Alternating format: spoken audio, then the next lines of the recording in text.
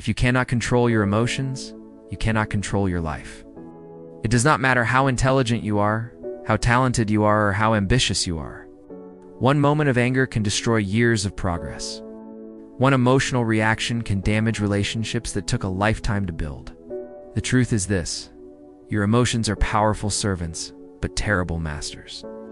And for the next few minutes, imagine that you are beginning a 7-day journey. It's not to suppress your feelings, not to become cold, but to become stronger than your impulses.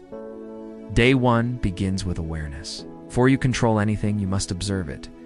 There was a Roman emperor who ruled during war, plague, and betrayal. Yet in his private writings, he reminded himself daily to watch his thoughts. He understood that emotions begin as interpretations.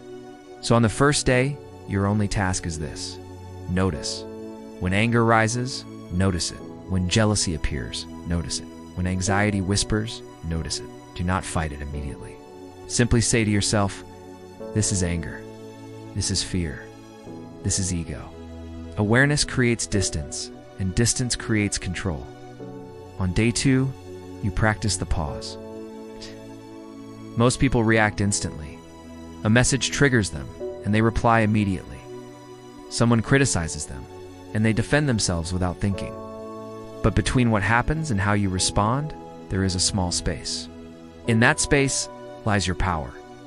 On the second day, train yourself to wait. When emotion rises, take one slow breath. Then another. Count to 5 if you must. You'll feel the urge to react quickly. Resist it. The pause weakens impulsive behavior and strengthens rational thought. Day 3 is about questioning your interpretation. Imagine someone ignores you. Your mind quickly says, they disrespect me. But is that fact or assumption? Maybe they are busy, or maybe they are struggling privately. The Stoic teacher taught that it is not events that disturb us, but our judgment about them. So on the third day, challenge your story. Ask, what else could this mean?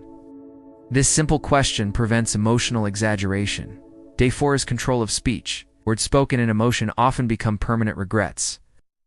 On this day, commit to speaking slower than usual. Lower your tone. Choose fewer words. When provoked, respond briefly or not at all. You will realize something powerful. Silence often communicates more strength than shouting. Emotional discipline is visible in how calmly you speak under pressure. Day 5 is voluntary discomfort. Strength does not grow in constant comfort. The philosopher advised practicing small hardships to prepare for larger ones. So on the 5th day, choose one discomfort. Wake earlier than necessary. Take a cold shower. Finish a task you have been avoiding. By willingly entering discomfort, you teach your mind that difficulty is survivable. And when real emotional stress arrives, you will not panic. Day 6 is detachment from ego. Many emotional reactions are not about truth, but about pride. Someone corrects you, and you feel insulted. Someone succeeds, and you feel threatened. But ask yourself, what exactly is being hurt?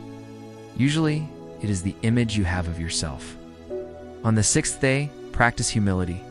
Accept correction without defense. Congratulate others without comparison. Real confidence does not need constant validation. Finally, day 7 is reflection. At night, sit quietly and review your week. Where did you react? Where did you pause successfully? Where did your ego take control? This daily reflection was a habit of Marcus Aurelius. He did not pretend to be perfect, trained himself through repetition. Emotional mastery is not achieved in 7 days, but identity begins in 7 days. When you review your behavior honestly, you accelerate growth. Imagine the difference after 1 week. Someone insults you, and instead of exploding, you breathe. Someone delays you, and instead of frustration, you adjust. Someone disagrees with you, and instead of defensiveness, you listen. Begin to feel a quiet strength. Not because life became easier, but because you became steadier. There will still be moments when you fail. You will still feel anger, fear, and sadness. Emotional control does not remove feelings. It teaches you to guide them. Think of yourself as a rider and your emotions as a horse. If the horse is wild and untrained, it will throw you off. But with patience and practice, you learn to direct its power. Over time, this discipline compounds.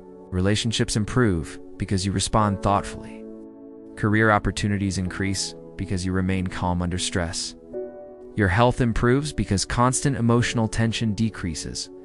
Most importantly, your self-respect grows. You trust yourself not to betray your future for temporary satisfaction. The world today is designed to provoke you. News headlines spark outrage. Social media encourages comparison.